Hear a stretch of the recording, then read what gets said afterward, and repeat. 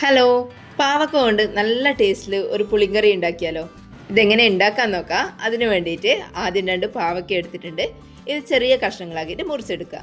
തോരന് വേണ്ടിയിട്ടുള്ള അരിഞ്ഞെടുക്കുന്ന പോലെ ചെറുതായിട്ട് അരിഞ്ഞെടുത്തതിന് ശേഷം ഇതിൻ്റെ അകത്തേക്ക് 1 ടീസ്പൂൺ കല്ലുപ്പ് ചേർത്ത് കൊടുക്കുക. കൂടെ തന്നെ ഒരു 1/2 ടീസ്പൂൺ മഞ്ഞൾപ്പൊടി ചേർത്ത് കൊടുക്കുക. ഇനി ഇതിൻ്റെ അകത്തേക്ക് ഇളം ചൂടുള്ള വെള്ളം 1 കപ്പ് ചേർത്ത് കൊടുക്കുക. പാവക്ക മുങ്ങി നിൽക്കാൻ പാകത്തിന് വെള്ളം ഒഴിച്ചു കൊടുക്കണം. ഇതിൻ്റെ കയ്പ്പ് കുറച്ചൊന്ന് കുറഞ്ഞു കിട്ടാൻ വേണ്ടിയിട്ടാണ് ഇതുപോലെ ചെയ്യുന്നത്. ഇനി ഒരു അരമണിക്കൂർ നേരം ഇതുപോലെ വെച്ചിരിക്കുക. അരമണിക്കൂറിന് ശേഷം ഈ വെള്ളം ഒന്ന് കളഞ്ഞിട്ട് പാവക്ക 2-3 വെള്ളത്തിൽ നന്നായിട്ടൊന്ന് കഴുകിയെടുക്കുക. ഇനി ഒരു പാത്രം ചൂടായിട്ട് വരുമ്പോൾ നമ്മൾ കഴുകിയെടുത്തിട്ടുള്ള പാവക്ക അതിനകത്തേക്ക് ഇട്ട് കൊടുക്കുക. കൂടെ തന്നെ കുറച്ച് ഉപ്പും കൂടി ഇട്ടിട്ട് കുറച്ച് വെള്ളം ഒഴിച്ചിട്ട് അടച്ച് വെച്ചിട്ട് ഒന്ന് വേവിച്ചെടുക്കുക. ഒരു മീഡിയം ഫ്ലെയിമിലാണ് ഇത് വേവിച്ചെടുക്കുന്നത്. ഹൈ ഫ്ലെയിമിലിട്ട് കഴിഞ്ഞാൽ പെട്ടെന്ന് വെള്ളം വറ്റിപ്പോവുക ചെയ്യുക. അതുകൊണ്ട് മീഡിയം ഫ്ലെയിമിലിട്ടിട്ട് ഒരു അരമണിക്കൂർ നേരം ഒന്ന് കുക്ക് ചെയ്തെടുക്കുക. ഇതുപോലെ വെള്ളമെല്ലാം ഒന്ന് വറ്റി പാവക്ക ഒന്ന് വെന്ത് വന്നു കഴിഞ്ഞാൽ ഫ്ലെയിം ഓഫ് ചെയ്ത് കൊടുക്കാം. ഇനി ഒരു പാനിലേക്ക് കുറച്ച് വെളിച്ചെണ്ണ ഒഴിക്കുക. വെളിച്ചെണ്ണ ചൂടായിട്ട് വരുന്ന സമയത്ത് കുറച്ച് കടുക് ഇട്ട് കൊടുക്കുക. കടുകൊന്ന് പൊട്ടി വരുന്ന സമയത്ത് അതിൻ്റെ അകത്തേക്ക് കുറച്ച് വറ്റൽമുളകും കറിവേപ്പിലയും ചേർത്തിട്ട് ഒന്ന് മൂപ്പിച്ചെടുക്കുക. ഇനി അതിൻ്റെ അകത്തേക്ക് ഒരു 10 അല്ലി വെളുത്തുള്ളി നീളത്തിൽ അരിഞ്ഞിട്ട് ചേർത്ത് കൊടുക്കുക. അതും കൂടി നന്നായിട്ടൊന്ന് മൂപ്പിച്ചെടുക്കുക. വെളുത്തുള്ളിൻ്റെ എല്ലാം കളറെല്ലാം മാറി ഒരു ബ്രൗൺ കളർ ആകുന്നവരെ ഒന്ന് മൂപ്പിച്ചെടുത്തതിന് ശേഷം അതിൻ്റെ അകത്തേക്ക് 1 ടേബിൾ സ്പൂൺ കശ്മീരി മുളക് പൊടി ചേർത്ത് കൊടുക്കുക.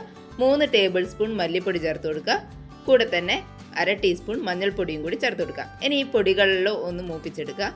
പൊടികളെ പച്ചക്കുത്തെല്ലാം നന്നായിട്ട് മാറി വരുന്നവരെ ഒന്ന് ഇതുപോലെ തന്നെ കൈയെടുക്കാതെ ഇളക്കി കൊടുക്കുക. ഇനി ഇതിൻ്റെ അകത്തേക്ക് നമ്മൾ വേവിച്ച് വെച്ചിട്ടുള്ള പാവക്ക ചേർത്ത് കൊടുക്കാം. ഇനി ഇതെല്ലാം കൂടി നന്നായിട്ടൊന്ന് മിക്സ് ചെയ്തെടുക്കാം. എല്ലാം മിക്സ് ചെയ്തെടുത്തതിന് ശേഷം ഇതിൻ്റെ അകത്തേക്ക് ഒരു ചെറുനാരങ്ങ വലുപ്പത്തിലുള്ള വാളൻപുളി പിഴിഞ്ഞിട്ട് അതിൻ്റെ ജ്യൂസ് ചേർത്ത് കൊടുക്കാം. ഏകദേശം ഒരു വലിയ ചെറുനാരങ്ങൻ്റെ വലുപ്പത്തിൽ തന്നെ പുളി എടുക്കുക. പുളി നന്നായിട്ട് പിഴിഞ്ഞെടുക്കുകയും വേണം. പുളിയും കൂടി വരുമ്പോഴാണ് കയ്പക്കേൻ്റെ ആ കയ്പൊന്ന് ബാലൻസായി കിട്ടുക. അതുകൊണ്ട് നന്നായിട്ട് പുളി പിഴിഞ്ഞെടുക്കുക. ഇനി ഇതിൻ്റെ അകത്തേക്ക് കുറച്ച് വെള്ളം കൂടി ചേർത്ത് കൊടുക്കുക. ഇനി ഇതെല്ലാം കൂടി നന്നായിട്ടൊന്ന് മിക്സ് ചെയ്തെടുക്കുക.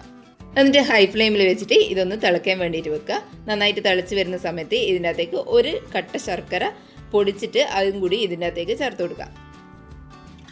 ശർക്കരയെല്ലാം നന്നായിട്ട് അലിഞ്ഞ് വന്നു കഴിഞ്ഞാൽ അതിൻ്റെ അകത്തേക്ക് 1/2 ടേബിൾ സ്പൂൺ ഉലുവ വറുത്ത് പൊടിച്ചത് ചേർത്ത് കൊടുക്കുക. ഇനി ഇതെല്ലാം കൂടി ഒന്ന് മിക്സ് ചെയ്ത് കൊടുത്തതിന് ശേഷം നന്നായിട്ട് കുറുകി വരുന്നവരെ ഹൈ ഫ്ലെയിമിൽ വെച്ചിട്ട് തന്നെ തിളപ്പിച്ചെടുക്കാം. ഇതിപ്പോൾ നല്ല തിക്കായിട്ട് വന്നിട്ടുണ്ട്. ഇനി ഫ്ലെയിം ഓഫ് ചെയ്ത് കൊടുക്കാം.